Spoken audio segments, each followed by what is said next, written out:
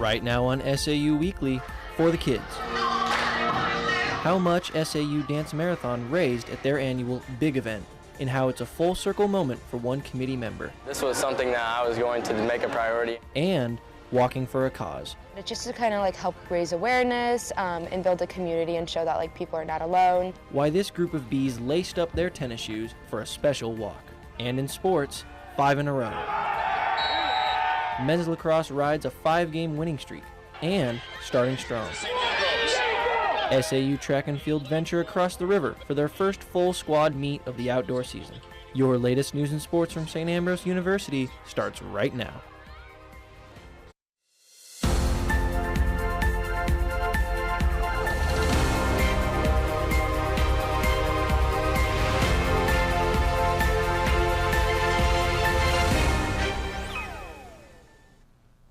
Welcome to this edition of SAU Weekly, your source for the latest news and sports from St. Ambrose University. I'm Ryan Schistel. And I'm Dominic Neely. For more than a decade, SAU Dance Marathon has been raising money for the University of Iowa Healthcare's Stead Family Children's Hospital. Last weekend, they hosted their 13th big event, one that was extra special for one committee member. SAU Weekly's McKenna Verdon takes us there.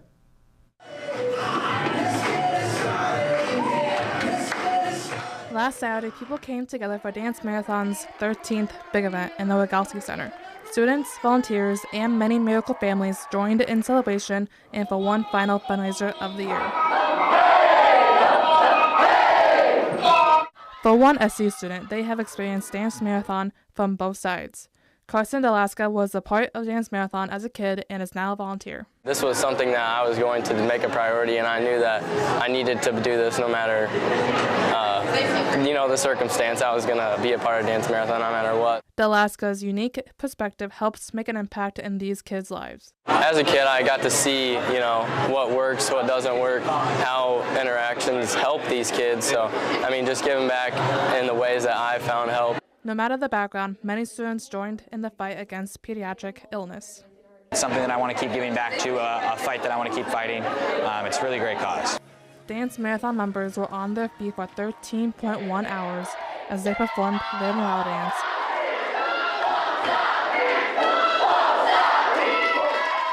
Listen to stories of miracle families. It feels so safe and welcoming here because of all of you. We really appreciate what you guys do. Played team games, had haircuts, conga lines, and much more to celebrate the year-long efforts of raising money and dancing for the kids. Let me show you what you're missing. It's just seeing all the hard work come together. This is really the event that we work towards all year long. It's 200 people working towards one goal, whether they know it or not. It's something really special. And everybody here is doing it for people other than themselves. Members of Dance Marathon try to make every minute of the day count for the kids and their families. It's all about giving back to the kiddos, putting smiles on their faces. It's really kind of the best day of the year, just walking around and seeing smiles everywhere. After an emotional day, Dance Marathon raised $180,000 for the Iowa Stead Children's Hospital's NICU Center. For SU Weekly, I'm McKenna Verdon. Thanks, McKenna. If you would like to be part of SAU's Dance Marathon or learn more about them, you can find all of their information at saudm.org. Another powerful display of unity and hope took place on campus Sunday as dozens from SAU laced up their tennis shoes for a special walk. The Sisterhood of Bees, a student-led organization famed at service, support, and empowerment for women by women, hosted their annual Cancer Awareness Walk, drawing in dozens of participants and supporters. The walk looped around campus with signs displayed, each one sharing words of encouragement. For this close group of bees, it's a reminder that even small steps can make a big difference.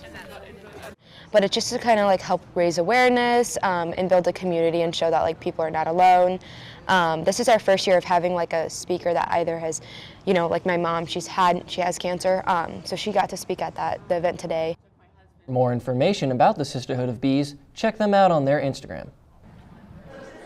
Gab and Java Bad Bills edition occurred in the Beehive on Wednesday.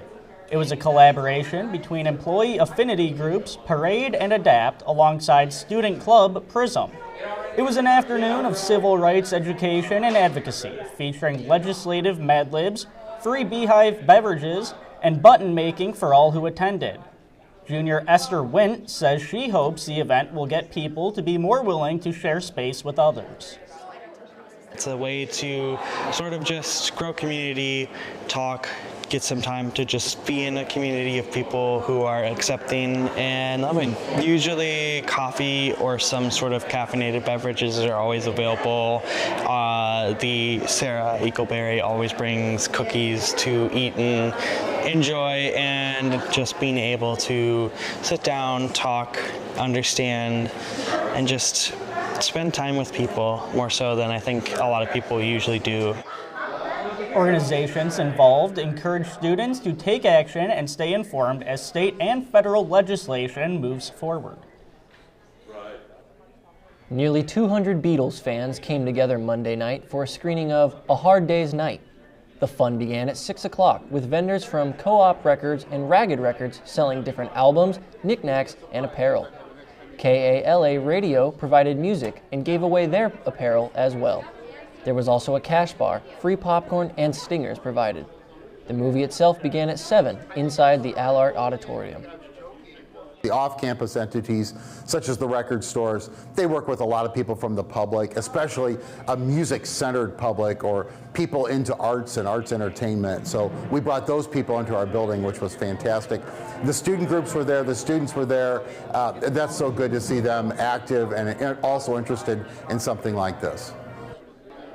The Galvin Fine Arts Center will make selections for next year's film series when the College of Arts and Sciences announce their annual theme. Coming up next on SAU Weekly, April marks Alcohol Awareness Month. What SAU's Counseling Center wants you to know to stay safe. Evie Breitbach will bring you that story in this week's What's the Buzz? We'll be right back. Capture a piece of the past with Trash Can Annie, where vintage meets vibrant in every stitch. Browse our carefully curated collection of clothing and accessories ranging from the late 1800s to current styles. Dress to impress with Laura's unique style and wardrobe consultations. Find a style and make it yours with Trash Can Annie, your destination for timeless fashion.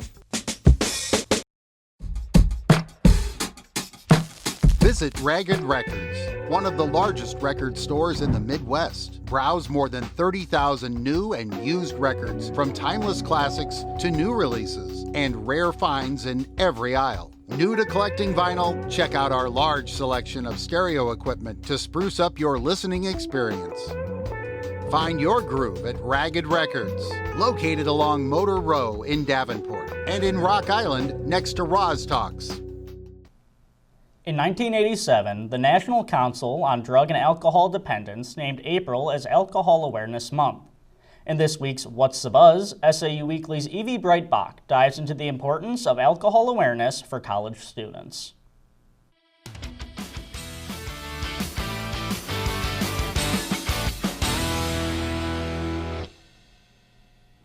Joining us now is the Director of the Counseling Center, Dr. Sarah Oliver. Thanks for being here, Sarah. Thanks for having me. So my first question for you is, as someone who works in the mental health field, what does Alcohol Awareness Month mean to you?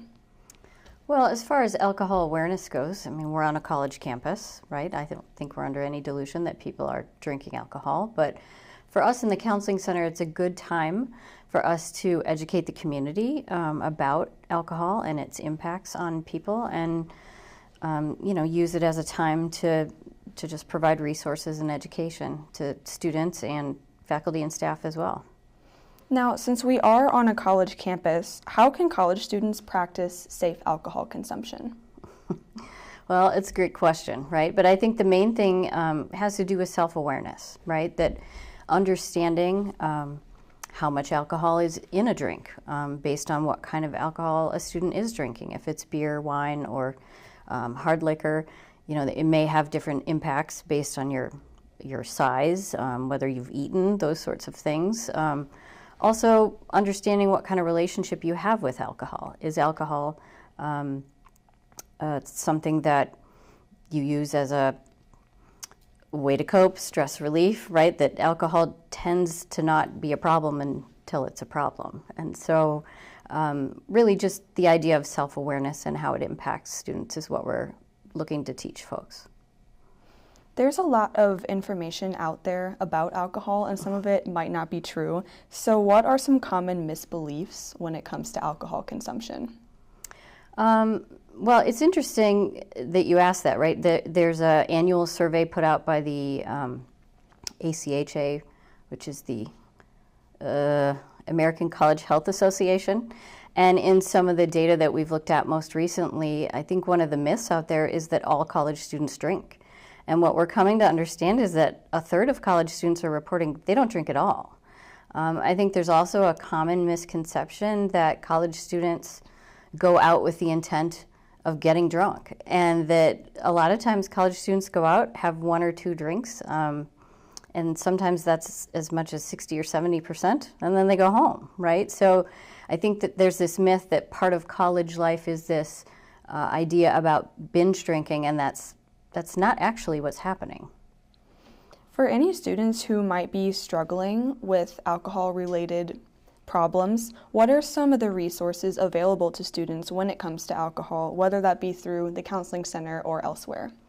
Well, certainly we'd encourage students who are questioning in any way their relationship with alcohol to stop into the counseling center. We're always available to have those sorts of conversations. We have a resource on our Linktree page, which hopefully you can share for us, specifically related to alcohol and other drugs, and that there's a lot of resources there. But again, we stress self-awareness. What's your relationship with alcohol like? Is it getting in the way of your life in any way or your education in any way?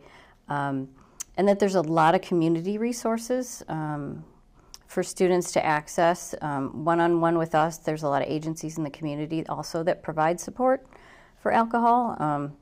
Pretty much everybody knows about AA or Al-Anon. Even if students are struggling with a family member who they feel is misusing alcohol, there's resources for that kind of support. That's all the questions I have for you today. Thank you so much for being here, Sarah, and thank you for all you do with the Counseling Center. You're welcome. Thanks for having me. Back to you guys. Thanks, Evie. The Counseling Center would like to remind you that if you choose to go out, you should take the proper precautions to keep yourself safe. Stay in a group, don't leave your drink unattended, and do not get behind the wheel if you've been consuming alcohol. Coming up next in sports, 5 in a row. The men's lacrosse team rides a 5-game winning streak. And starting strong, SAU track and field venture across the river for their first full squad meet of the outdoor season. Join SAU Weekly's McKenna Verdon as she takes you inside SAU athletics. Stay tuned. Whether you're a competitive runner, looking to stay fit, or just looking for comfort and support, Running Wild has you covered. Locally owned for more than 3 decades, Running Wild is the Quad City's trusted source for athletic wear and accessories. No matter your experience level, we'll help you find the right fit with all the top brands for running and walking and the latest in running apparel. Open 7 days a week, just up Brady Street. Don't walk, run to Running Wild, your run specialty store.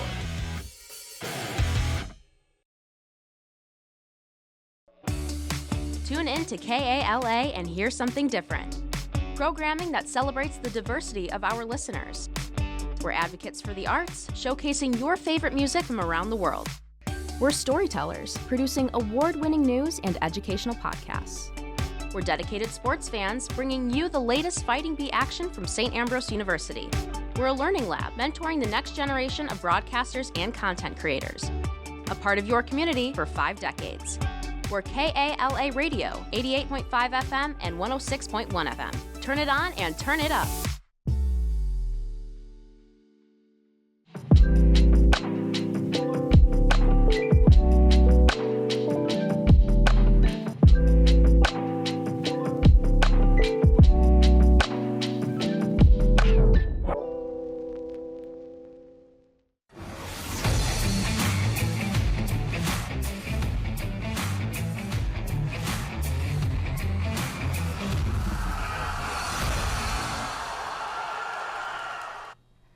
To kick off their outdoor season, the full St. Ambrose track and field squad took a short trip across the river to compete at the Viking Olympics at Augustana College.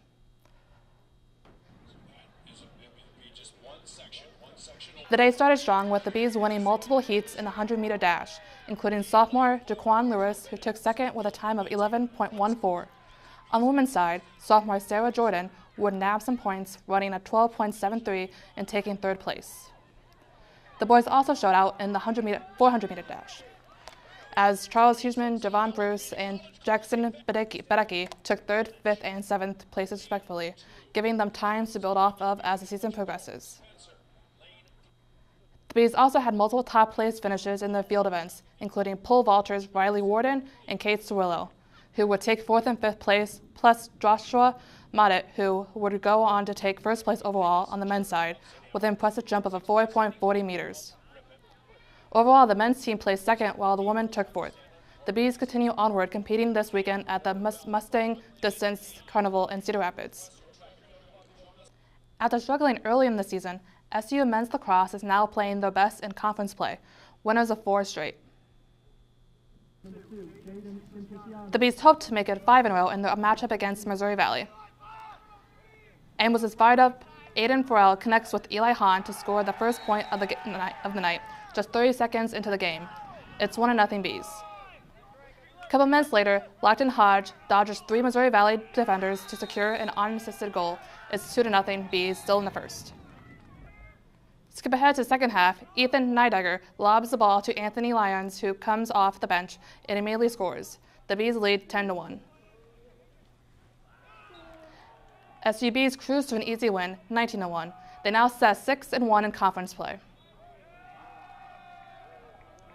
On the diamond, the Bees hosted St. Francis in an important conference showdown. St. Ambrose saw its 7-game winning streak snap as their home struggles continued. The Bees dropped both ends of the doubleheader and lost its grip on the conference lead. Ambrose is now just 1-5 in home games in Clinton, Iowa. The Bees will now face the Jetson Eagles this afternoon at Clinton for another home series. Over at St. Vincent's Athletic Complex, the Bees hosted 19th-ranked St. Xavier.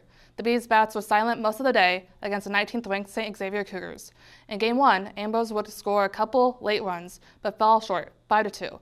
The Bees also dropped Game 2, 12-3. The Bees now sit at third behind St. Xavier and St. Francis. Next up for the Bees will be Senior Day doubleheader tomorrow at Calumet. That'll do it for Inside SAU Athletics. I'm McKenna Verdon. And that's all we have for you on this edition of SAU Weekly. Remember to check out the SAU TV, Facebook, and Instagram pages for our newscasts, top stories, and more. You can also find them on The Hive at sauthebuzz.com. As part of this week's annual Day of Giving, we asked you this week's campus question. What have your scholarships done for you? Thanks for watching. Hi, my name's Grace, and the scholarships at Ambrose have helped me pursue my passion for volleyball and then gain an education in elementary education. So scholarships here are always huge. We give out a ton, and it's really helped me with academic and athletic, just pay for school in general. It gives us a chance to pay off some things, help our parents who help us pay for our college, and having scholarships with certain majors or a GPA, it helps release stress and encourages us to continue our college education for the future. As a student at SAU, I was able to pursue my passion and further my career with the scholarships offered here. I'm thankful for St. Ambrose for giving multiple scholarship opportunities that help me continue running and make education more affordable. My scholarships for St. Ambrose have helped me come here for a nice price and allow me to continue my passions for education and running. Scholarships have really helped make my St. Ambrose experience affordable because I play basketball here, so being a student athlete makes it kind of hard to get a job. So getting those scholarships has made it a lot easier and a lot more stress-free. The academic and athletic scholarships that Ambrose is able to give to us has made my first 2 years pretty much free. And then Ambrose is super good about sending out any scholarship information if you can fill it out, and I've gotten a couple from that. So Ambrose has been super good with scholarships, and it's making college easy.